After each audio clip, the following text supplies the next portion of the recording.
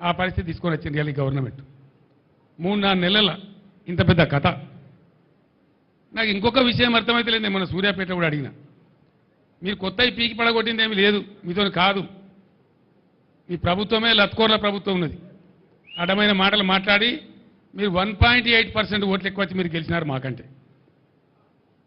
మేమేం రౌట్ కాలే, ప్రధాన ప్రతిపక్షంగా ఉన్నాం. మాకు 37% ఓట్లు వచ్చినాయి, మీకు 38.9% ఓట్లు వచ్చినాయి అంతే. 38.8%. జస్ట్ 1.8% ఓట్లు మీకు వచ్చినాయి ఎక్కువ. ఎందువల్ల? మీ లత్కోరు వాగ్దానాల వల్ల, మీ ఉల్టా సీదా వాగ్దానాల వల్ల. మీ తులం బంగారాన్ని కొందరు మోసపోయినరు, 10 లక్షలకు బదులు 12 లక్షలతో దళిత బంధు కొందరు మోసపోయినరు, 2000లకు బదులు 4000 పెన్షన్ వస్తుందని కొందరు మోసపోయినరు. అంతే కదా? మీ 2 లక్షల రుణమాఫీ కొందరు మోసపోయినరు, మీ 500 బోనస్ ఇతరని కొందరు మోసపోయినరు. లేడీస్కు స్కూటీలు, ఇంకా స్కూటీ, ఈ స్కూటీలో కొంతమంది మోసపోయినారు. ఇలా బిడ్డ వాళ్ళే మీ కళ్ళు కాల్చి వాత పెడతారు, మీకు చూపిస్తారు మీ కథ ఏందో, మీ రామాయణం ఏందో. నేను ఇక్కడ మాట్లాడి కొద్దిమంది వింటుండొచ్చు, కానీ ఇప్పుడు రాష్ట్ర వ్యాప్తంగా లక్షలాది మంది వింటున్నారు నేను మాట్లాడే మాటలు. మీ తొత్తు పేపర్లలో తప్ప నిజాయితీ ఉన్న అన్ని పేపర్లలో కూడా వస్తుంది. ఇక నిజాయితీ పేపర్లు ఏంటియో తొత్తు పేపర్లు ఏంటియో రేపు బయట పడుతుంది. ఇంకొక విషయం నాకు మనసున పడతలేదు, నేను బాధతో చెప్తున్న ఈ మాట. కొత్తది మీతో అవుతుందా పీక్తుందా, మీ శాతం అవుతుందా లేదా, అదంతా వేరు సంగతి. ముందు కాలం ఉన్నది, కాలమే రుజువు చేస్తుంది. మీ సమర్థత ఏంది, మీ శక్తి ఏంది, మీ తెలివితేటలు ఏంది, మీరు ఎంతపాటి సిపాయిలు అనేది అంతా బయట పడుతుంది. ఒక్క ఏడాదిని మీ రంగం మొత్తం తేల్చేట్టున్నది. నడిచింది కదా 9 ఏళ్ళు కరెంటు. దయచేసి విలేకరులకు నేను ఒక మాట చెప్తాను, మీరు స్పష్టంగా వినండి, ఇలా అరమరికలు వద్దు. బీఆర్ఎస్ గవర్నమెంట్ ఉన్నప్పుడు గత సంవత్సరం ఇదే ఎండాకాలంలో అత్యధికంగా వచ్చినటువంటి పవర్ లోడ్ ఏదైతే ఉందో 14,900 మెగావాట్లు, 900 చిల్లర, 14,900 చిల్లర, 14,900. దాని తర్వాత మొన్ననే ప్రధానమంత్రి వచ్చి జాతికి అంకితం చేసిండు.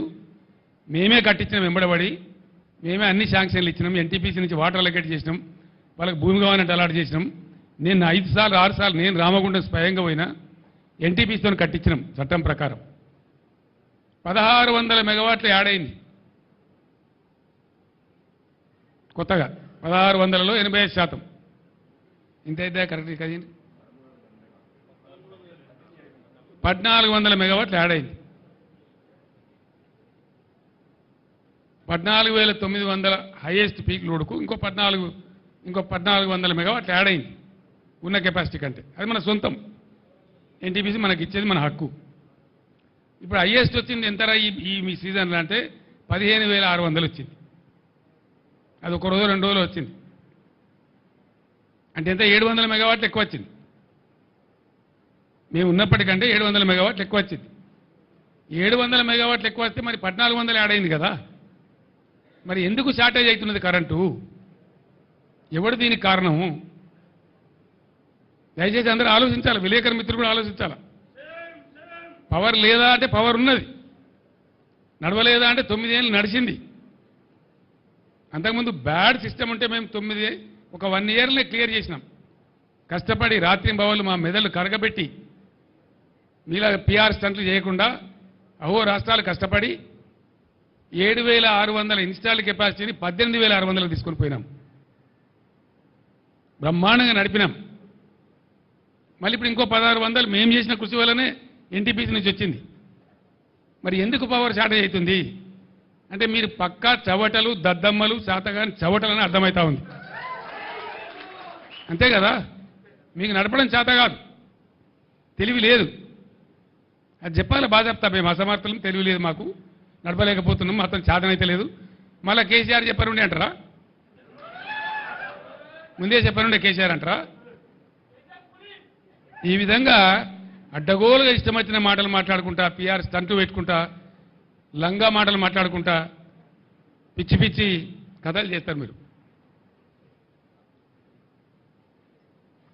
ఇవాళ నేను మీ అందరికీ ఒకటే మాట మనవి చేస్తా ఉన్నా, బాధతో మనవి చేస్తా ఉన్నా. ఇది మనిషి సృష్టించినటువంటి కృత్రిమ కరువు. భగవంతుడో కాలమో కాదు, బ్యాడ్ రెయిన్ సీజన్ కాదు. కాళేశ్వరం, నేను మీ అందరికి మనవి చేస్తా ఉన్న విలేకరు మిత్రులు దయచేసి కరెక్ట్గా వినాలి, కరెక్ట్గా రాయాలి. నిజంగా ప్రజలను మంచిగా చూడాలి, పంటలు పండియాలి, రైతులు బాగుండాలి, నా గ్రామాలు నా రైతులు కలకల్లాడాలి, వాళ్ళ ముఖాల మీద చిరునవ్వు ఉండాలనే కోరిక ఉండాలి కదా ప్రభుత్వానికి, బలమైన కాంక్ష ఉండాలి కదా హృదయంలో. మేము ఏం చేసినాం ఆ రోజు? ఆగమై చెట్టుకోడు గుట్టకోడు అయినటువంటి తెలంగాణ రైతులు గ్రామాలు వదిలిపెట్టి గ్రామాలను వల్లకాడులాగా చేసి ఆటో రిక్షాలు నడపడానికి, మరో పని చేయడానికి, బిల్డింగ్లలో కూలి పని చేయడానికి పోయిన రైతులను తిరిగి వాళ్ళ గ్రామాలలో కష్టడి చేసి చిన్న పెద్ద అన్ని రకాల రైతులు మేము ఆదుకున్నాం. ఏం చేసినాం? ఈ రాష్ట్రం బ్రహ్మాండమైన బలమైన వ్యవసాయ రాష్ట్రం కావాలి అని ఒక దీక్ష పట్టినాం, ఒక పట్టు పట్టినాం. పట్టుబట్టి వాళ్ళకు 5-6 వసతులు కల్పించినాం. రైతు బంధు చరిత్రలో ఎవడు వేయలే, ఎవడు ఉట్టియలే. ఎంతోమంది ముఖ్యమంత్రులు అయినారు. చరణ్ సింగ్ గారు, దేవిలాల్ గారు, మహారాష్ట్రలో వసంత్ దాదా పాటిల్ గారు స్వయంగా రైతు బిడ్డలే అయినా వాళ్ళు ముఖ్యమంత్రులు అయినా